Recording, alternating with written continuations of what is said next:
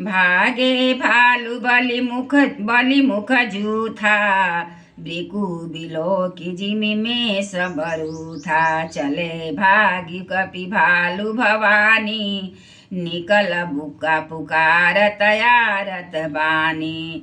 यह देखकर रीछ बांदरों के झुंड ऐसे भागे जैसे भेड़ियों को देखकर भेड़ों के झुंड। शिव जी कहते हैं, हे भवानी, बानर भालू व्याकुल होकर आर्तवाणी से पुकारते हुए भाग चले।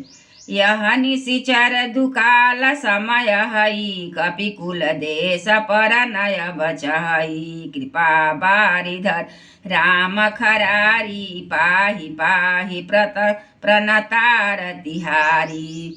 वे कहने लगे, यह राक्षस दुर्भिक्ष के समान है, जो अब वानर कुल रूपी देश में पड़ना चाहता है। हे कृपा रूपी जल के धारण करने वाले मेघ रूपी रूप श्री राम, हे खर के शत्रु, हे शरणागत के दुख हरने वाले, रक्षा कीजिए प्रभु, रक्षा कीजिए। सकरुण बचन सुनत भगवाना, चले सुधारी सरासन बाना। राम सेन निज पाछे घाली, चले सकोप महाबलशाली। करुणा भरे वचन सुनते ही भगवान धनुष बाण सुधार कर चले। महाबलशाली श्री राम जी ने सेना को अपने पीछे कर लिया और वे अकेले क्रोध पूर्वक चले आगे बढ़े। खैची धनुष सरसत संधाने, छूटे तीर शरीर समाने। लागत सर धावारी सभरा, कुधर डगमगत डोलती धरा।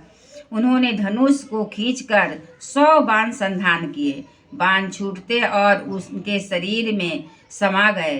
बाणों के लगते ही वह क्रोध में भर कर दौड़ा। उसके दौड़ने से पर्वत डगमगाने लगे और पृथ्वी हिलने लगी। लीन एकते ही शैल पाटी, रघुकुल तिलक भुजा सोई काटी। धावा बाम बाहु गिरिधारी, प्रभु सो भुजा काटी मही पारी। उसने एक पर्वत उखाड़ लिया। रघुकुल तिलक श्री रामचंद्र जी ने उसकी वह भुजा ही काट दी। तब वह बाएं हाथ में पर्वत को लेकर दौड़ा। प्रभु ने उसकी वह भी भुजा काट दी कर पृथ्वी पर गिरा दी। काटे भुजा सोह खल कैसा, पच्छहीन मंदर गिरि जैसा।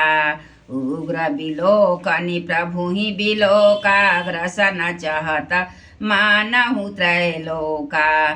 भुजाओं के कट जाने पर वह दुष्ट कैसी शोभा पाने लगा, जैसे बिना पंख का मंदराचल पहाड़ हो। उसने उग्र दृष्टि से प्रभु को देखा, मानो तीनों लोकों को निगल जाना चाहता हो। करि चिक्कार घोरयति, धावा बदनुपसार। गगन सिद्ध सुर त्रासित, हा हेति पुकार। सियावर रामचंद्र की जय, पवन सुत हनुमान की जय। वह बड़े जोर से चिल्लाकर करके मुंह फैलाकर दौड़ा। आकाश में सिद्ध और देवता डरकर हाहाकार मचाने लगे, इस प्रकार पुकारने लगे,